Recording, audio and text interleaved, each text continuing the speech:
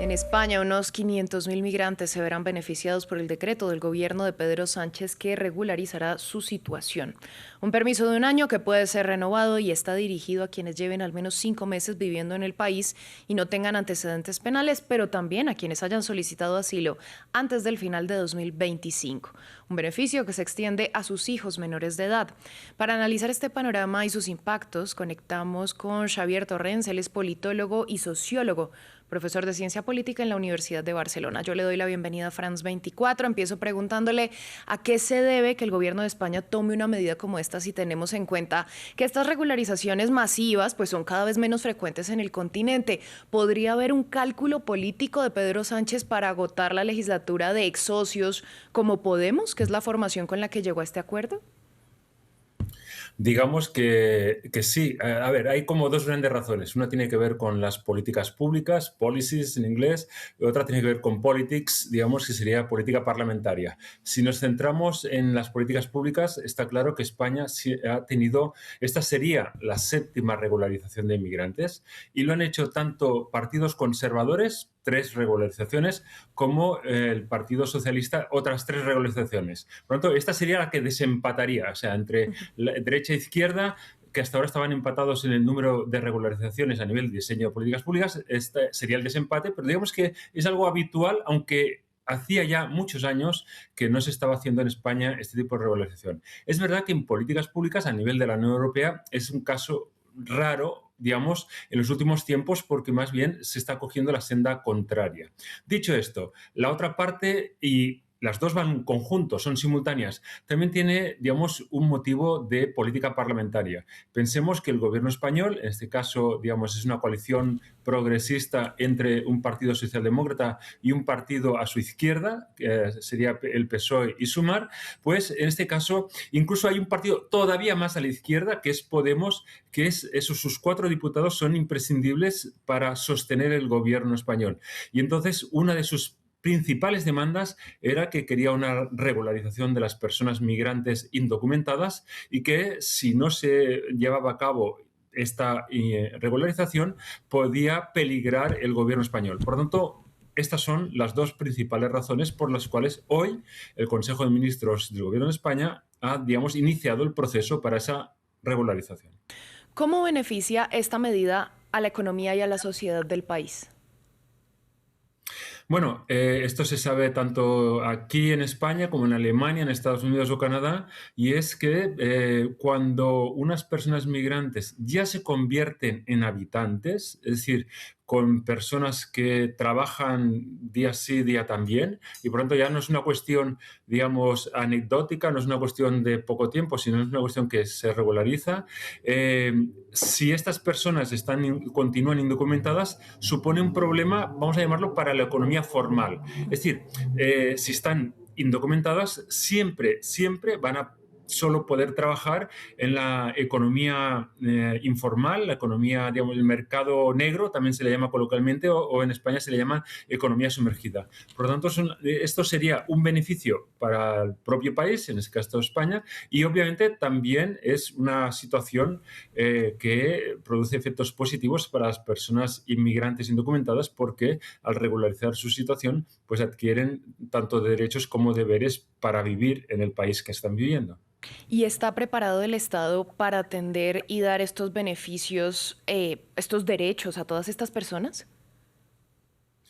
A ver, digamos que si estas personas ya residen, con independencia de si tienen documentación o no, si ya residen, digamos que ya es un hecho de por sí que están aquí y por lo tanto estarán trabajando. Pensemos que en el caso de España, con 48 millones de habitantes, tiene un elevadísimo, por ejemplo, porcentaje de personas mayores de más de 65 años. Pensemos que hay unos cuantos ya millones de personas octogenarias e incluso unos millares de centenarios. Entonces, el trabajo, por ejemplo, de cuidar las personas mayores, fundamentalmente lo están haciendo personas migrantes, o el trabajo de la construcción también lo están haciendo fundamentalmente, aunque no únicamente, personas migrantes. Por lo tanto, digamos que si no se regulariza esta situación, podría llevar a una situación, digamos, de no reconocer lo que de hecho sucede en España, y es que una parte de la economía depende también,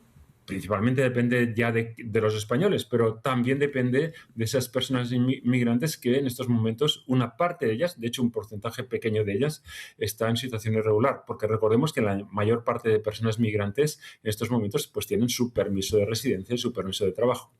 ¿Cómo se ve que el gobierno haya determinado un proceso simplificado para adoptar esta medida, es decir, que no haya pasado por el legislativo?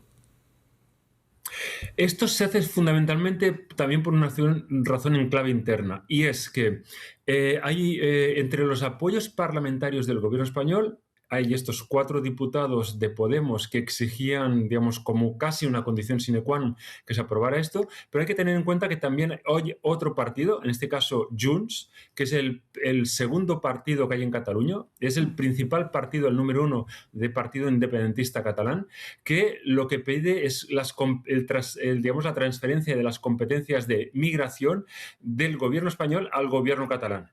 Pero Podemos decía que nunca iba a aprobar esto si antes no se aprobaba pues esta regularización. Por lo tanto, puede ser que la jugada, vamos a decirlo así, del presidente del gobierno de España, Pedro Sánchez, sea una carambola, vamos a hacer este símil del billar, una carambola para matar 2 pájaros de un tiro. Es decir, para conseguir el apoyo de Podemos, por un lado, a su izquierda, y para conseguir el apoyo, en este caso, del principal partido independentista catalán, que en este caso sería Junts, si luego ahora Podemos cede y sí aprueba en el Congreso de Diputados que se cedan las competencias legislativas del Parlamento español al Parlamento catalán en cuanto a materia de migración. Hablando de materia burocrática y también de materia práctica, ¿cuánto tiempo puede tomar este proceso de regularización? El gobierno habla de unos 3 meses, pero ¿esto es algo factible? Eh, ya lo veremos. Es verdad que la pregunta está muy bien formulada porque en otros procesos que ha habido, los 6 anteriores, ha habido justamente problemas administrativos de llevar a cabo esa regulación en los plazos, digamos, planificados. Por lo tanto, esto podría ser un hándicap en su momento. A veces se diseñan políticas públicas que cuando se implementan se ven los defectos o las carencias. Podría pasar esto, efectivamente, Valentina Torres. ¿Es un decreto que queda blindado, por ejemplo, ante un eventual cambio de fuerzas políticas en el poder? Bueno, hay una gran incógnita en España, es la pregunta del millón, y es hasta cuándo durará el gobierno español. Si fuera por parte de la oposición conservadora del Partido Popular, digamos, mañana mismo habría elecciones. Si depende de la voluntad, en este caso, del presidente del gobierno español, su objetivo es llegar hasta mediados del año 2027. Por lo tanto, entraría dentro del plazo si se cumple, en este caso, el objetivo que plantea el gobierno español. ¿Qué opiniones genera este proceso dentro de la sociedad española? Es decir, ¿hay una mayoría abierta a esta decisión que defiendan esta medida? Porque, por ejemplo, ya habíamos visto en 2020 que en el Congreso se registró una iniciativa legislativa popular respaldada por más de 700.000 firmas. Sí, y en ese momento, ahora ya no pasa esto, pero en ese momento, para ese trámite, incluso tuvo el apoyo del Partido Conservador, Partido Popular, Liberal Conservador, y en este caso por la presión, sobre todo, de Cáritas, la organización diocesana de la Iglesia Católica. No es la situación de ahora digamos que la sociedad española está polarizada, entonces hay partidos políticos y los electores y votantes de esos partidos, en este caso situados más centro-izquierda y la izquierda, digamos que sí apoyarían esta situación, y luego hay partidos, incluso algunos partidos de centro-derecha, pero luego hay partidos situados a la derecha y a la extrema derecha que digamos que se oponen rotundamente a esta situación. Por lo tanto, estamos ante una realidad plural y diversa, no hay una situación ni uniforme ni unívoca, entonces ahí depende, digamos, de cada electorado de cada partido político, y esto en estos momentos de tanta polarización sociopolítica en España es difícil discernir hasta qué punto ese electorado es tan fiel a esas posiciones sobre el tema migratorio. Hay de todo, es plural y es diversa la sociedad española en esta cuestión en concreto. ¿Y cómo se puede analizar esta regularización masiva en este marco, pues, de la actitud adoptada por otros países de la Unión Europea que, por el contrario, pues están ampliando restricciones? Sí, es verdad que la posición, por ejemplo, del gobierno español de Pedro Sánchez, digamos, choca con la posición, por ejemplo, de Giorgia Meloni en Italia y con otros países.